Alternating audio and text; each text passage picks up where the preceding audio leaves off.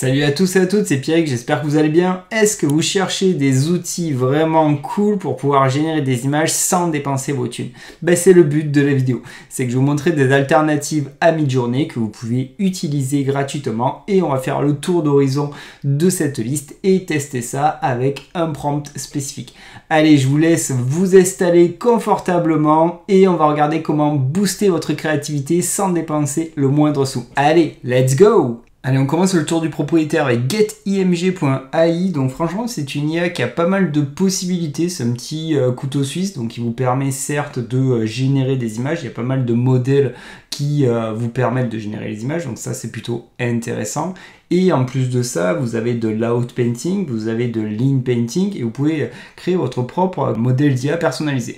Donc ça, franchement, c'est aussi hyper pertinent. Donc ça fait le job. Par mois, donc si on regarde au niveau du système économique, par mois en gratuit, vous avez 100 crédits en fait, donc c'est que par mois, c'est pas par jour. Et à partir de là, vous avez accès aux différentes fonctionnalités. Donc là, on va se focaliser pour cette vidéo sur vraiment la génération d'images. Et pour cela, j'ai préparé un prompt ni trop simple ni trop compliqué, parce que si je fais trop compliqué, il y a plein d'IA qui seraient gratuites, qui seraient en PLS. Donc là, c'est un prompt sur le lemur kata, donc un animal, et j'ai juste rajouté wildlife photographie et National Geographic, c'est du classique, mais en général, pour des photographies de reportage animalier, ça fait clairement le job. Donc là, vous avez le résultat de ce que ferait Midjourney en fait, ce qu'a fait Midjourney même, et le but c'est qu'on utilise tout le temps ce prompt pour qu'on puisse juger et jauger de la qualité de chacune des technos que je vais vous présenter. Donc là on est ici, donc si vous vous intéressez à AI Generator, je clique ici, là il y a la petite pub qui me dit ok tu as accès à Stable Diffusion XL, et après bon il continue de montrer les différentes fonctionnalités qu'il y a avec getimg.ai, mais c'est ce que je vous ai présenté. Donc là vous avez déjà des prompts que j'ai généré et on va aller choisir le modèle Stable Diffusion XL par exemple, et on va aller coller notre petit prompt, donc les lemur kata, wildlife photographie, National Geographic. Et au niveau de la résolution, là on est sur du landscape, donc on est bien. En termes de paramètres, on peut laisser 4 images de toute façon, et c'est cool, on voit qu'on a des raccourcis, donc ça permet d'optimiser le workflow, et on génère tout ça, et on attend de voir si on a vraiment un visuel ultra vendeur d'un lemur kata. Alors, first one. Ouais, ok, ça va. Lui, il est pas mal, ok, avec les poils, donc lui, vraiment très sympa.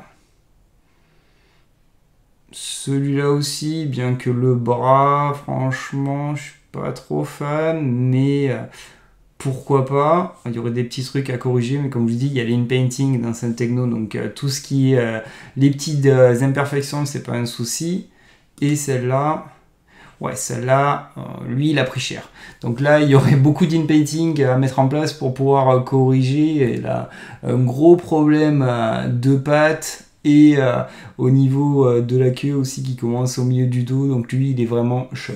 Bon, dans tous les cas on a quand même, allez, sur les 4 il y en a 2 qui seraient exploitables et les autres où on aurait besoin d'aller faire des retouches. Donc ça c'est le premier exemple. Donc à chaque fois une génération d'images vous grille un crédit, donc dites-vous vous avez la possibilité de générer 100 images sur un mois. Après certes c'est pas beaucoup, mais le fait de combiner et d'utiliser différentes technologies gratuites va vous permettre d'arriver à un nombre plus que conséquent pour que vous puissiez profiter comme il se doit des IA qui génèrent des images. Donc là, on aurait fait le premier tour d'horizon avec getimg.ai. Ok, on passe à la deuxième techno. Donc la deuxième techno, c'est playground.ai. Là, on est sur le feed de la communauté. Comme vous les pouvez voir, on a quand même pas mal de styles qui sont bien différents et on a des créas qui sont bien vendeuses. Franchement, certaines donnent bien envie, ça fait le job.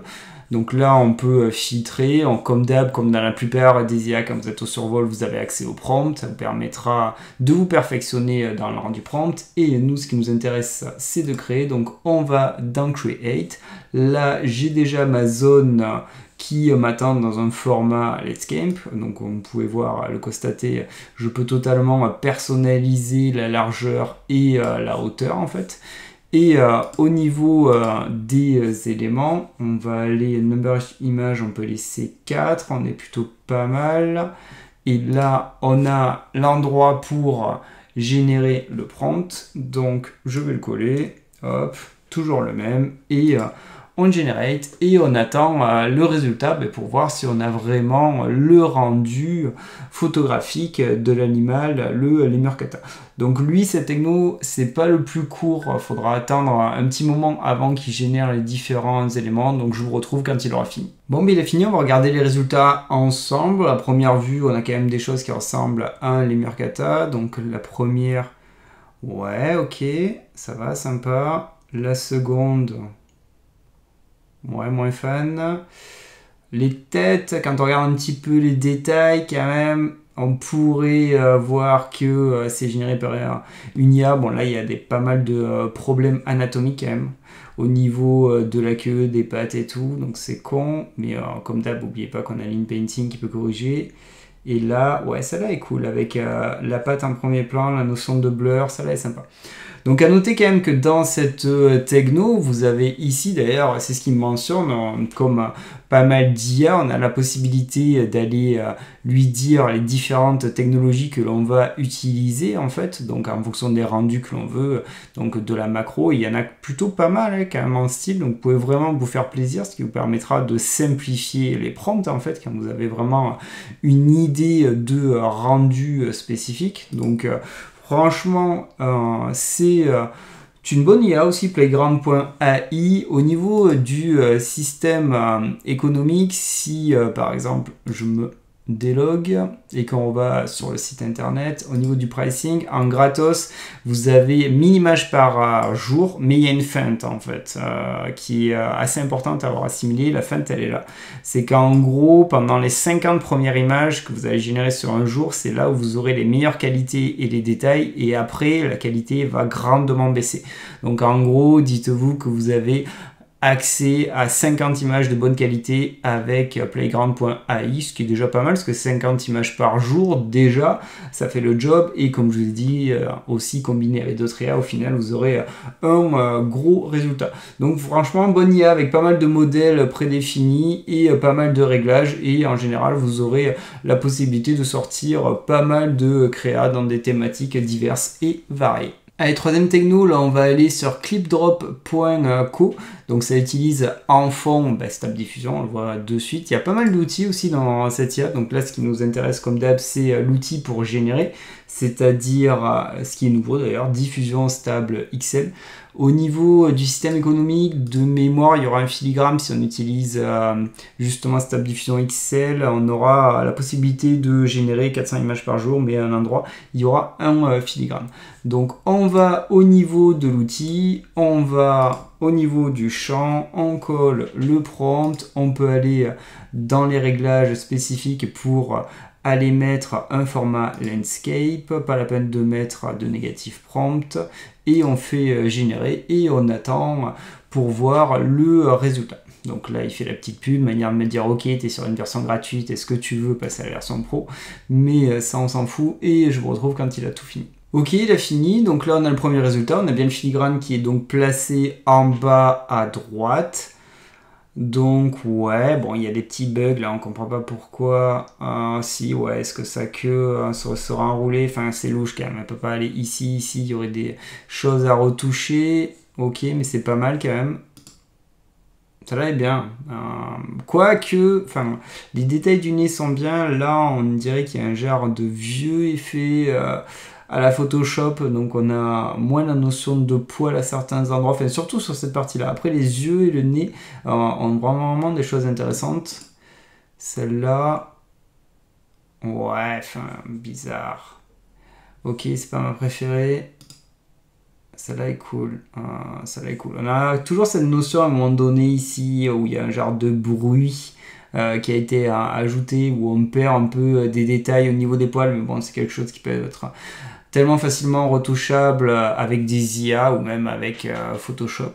Donc là vous avez une autre solution, donc on peut quand même faire 400 images, donc certes il y a le filigrane, mais comme je dis, moi le but c'est que je vous montre des technos qui sont gratuites. Allez, maintenant on passe au générateur d'AI d'IA de Freepik. Je vous en avais parlé, j'avais fait une vidéo dessus.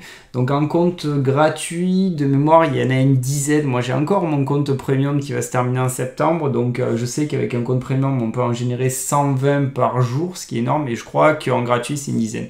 Donc là j'ai déjà le landscape, j'ai choisi le style photo. Allez, on colle le petit prompt, on clique sur Generate et comme d'hab, je retrouve quand il aura fini de générer tout ça. Ok, il a fini, on va regarder ça ensemble.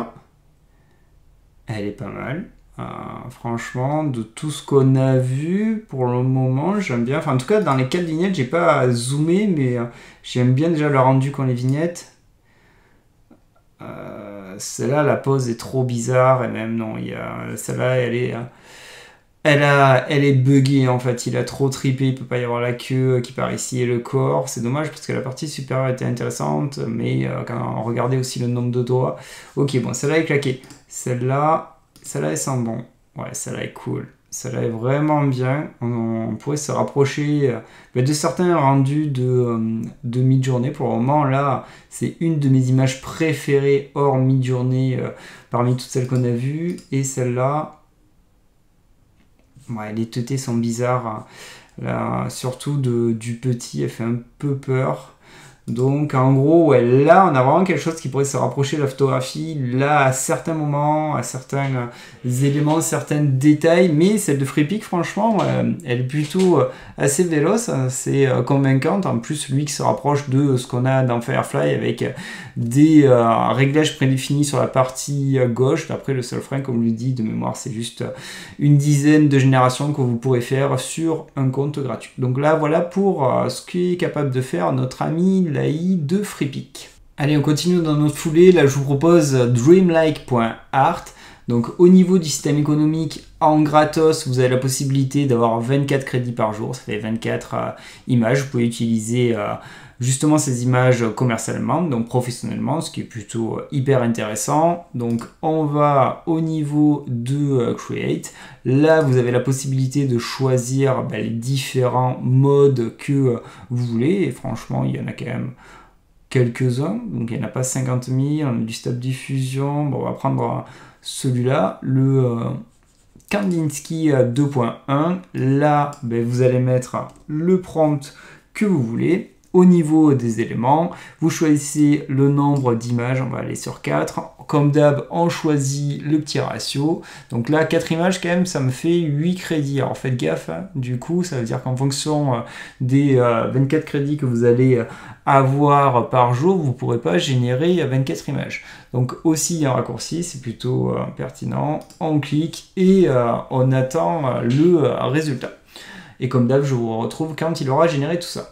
Bon, le choix du modèle était pas terrible parce que le Kandinsky, je pense qu'il a pas assez bouffé de l'Immercata, du coup il a un peu galéré. Là, on a l'impression de revenir bien en arrière, des mois en arrière, au début de l'arrivée des IA.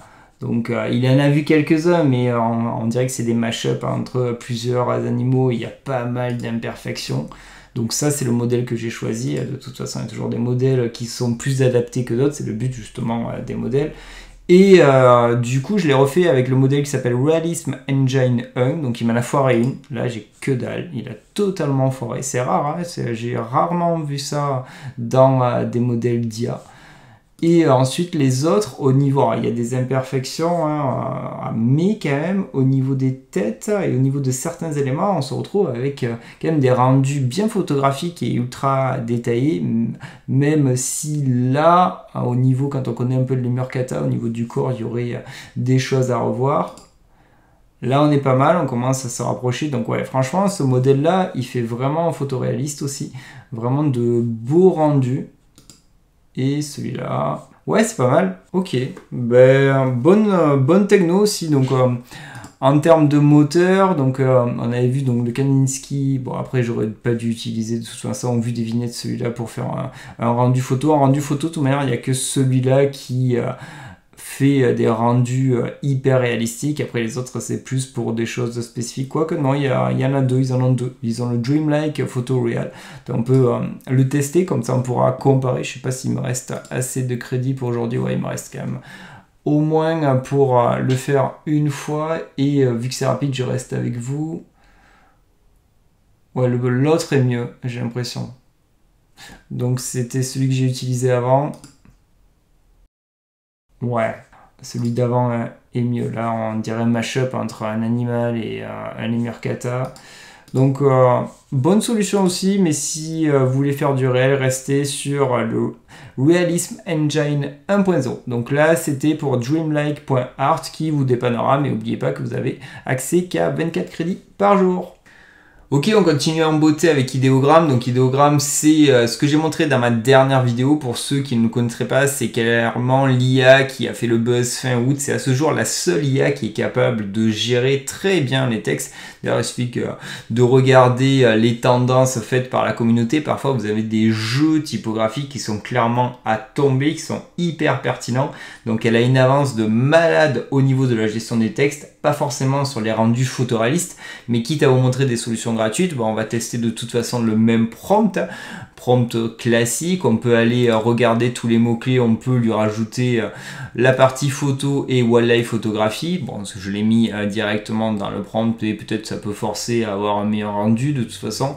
Et je vais ici, on clique sur Generate, donc cette IA, elle peut être plus ou moins longue, tout dépend des moments où vous allez l'utiliser dans la journée, parce que étant donné qu'elle est gratuite, il y a quand même énormément d'utilisateurs qui l'utilisent au quotidien. Après, n'oubliez pas, à l'instant T, c'est gratuit, mais vous ne pouvez pas l'utiliser professionnellement. Je pense que vu le buzz qu'il y a eu autour de cette IA fin août, assez rapidement, il va y avoir des systèmes d'abonnement qui vont être mis en place afin que les créas que vous allez générer, vous puissiez les utiliser professionnellement. Là, déjà, le peu que l'on voit au niveau de la génération, il est à 75, à quasi 80%.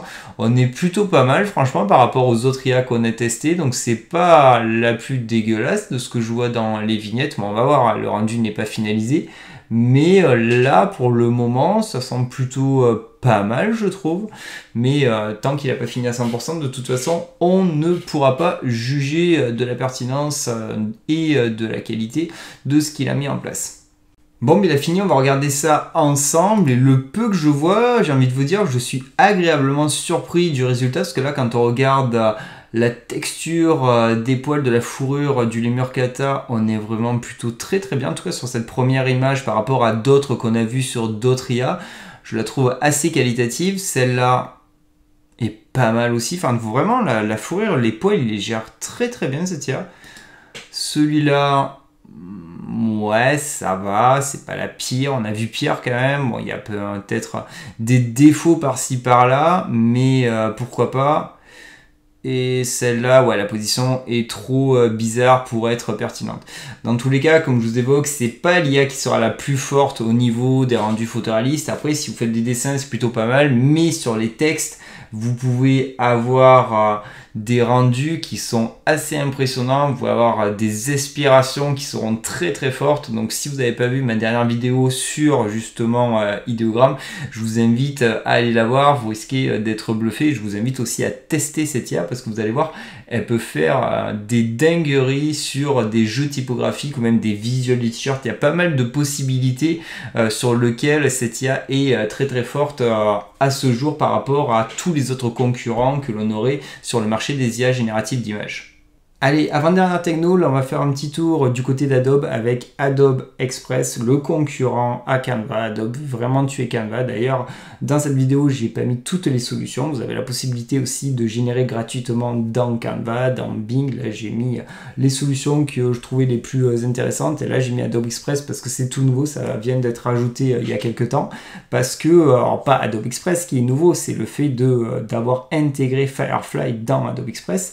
Donc là, je suis dans Adobe Express, on peut faire énormément de choses. Vous voyez ça comme Canva, et ce qui a été rajouté, c'est les fonctions génératives en fait, donc Firefly, et à partir de là on a l'effet de texte, ce qu'on a typiquement d'Adobe Firefly, donc ça c'est super intéressant pour les présentations, enfin pour toutes les possibilités qu'offre Adobe Express. Et ici on a le texte ou image, donc on a notre prompt habituel et on va générer notre élément. On se retrouve maintenant dans la fenêtre qui ressemble un petit peu à Adobe Firefly. On accepte les éléments et là on va pouvoir aller modifier les différents réglages. On va cliquer du coup sur texte en image et là on retrouve l'endroit où j'ai mis le prompt.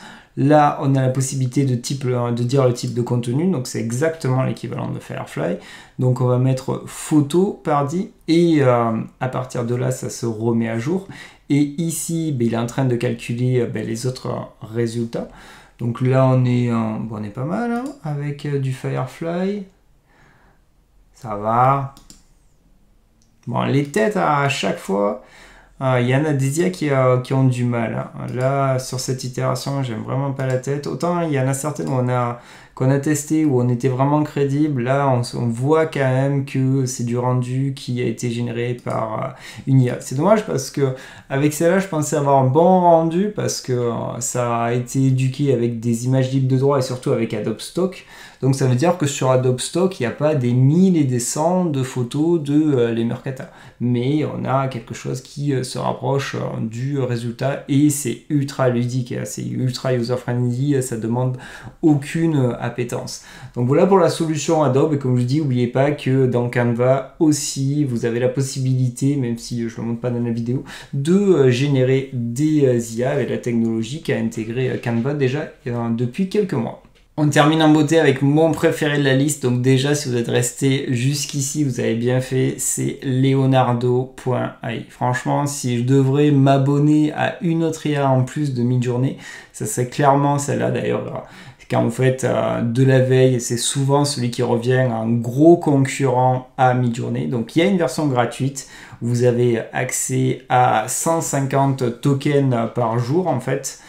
Donc c'est plutôt pas mal, mais le frein c'est que vous n'aurez pas accès à tous les modèles. C'est-à-dire que par exemple dans la version gratuite, celui-là qui est récent, en gros si je lui dis vas-y on utilise ce modèle, il va me dire ok c'est cool, mais si tu veux utiliser ce modèle, il faut que tu passes à la caisse. Donc vous n'aurez pas accès au dernier modèle, mais vous avez quand même accès à plusieurs modèles. Donc on va prendre le... Absolute Reality ou Stable Diffusion 2.1. Stable Diffusion 2.1. Donc là, comme d'habitude, on a l'endroit pour générer le prompt. On a déjà le prompt ici que j'avais collé. On a ici les réglages. On va rester donc sur du landscape.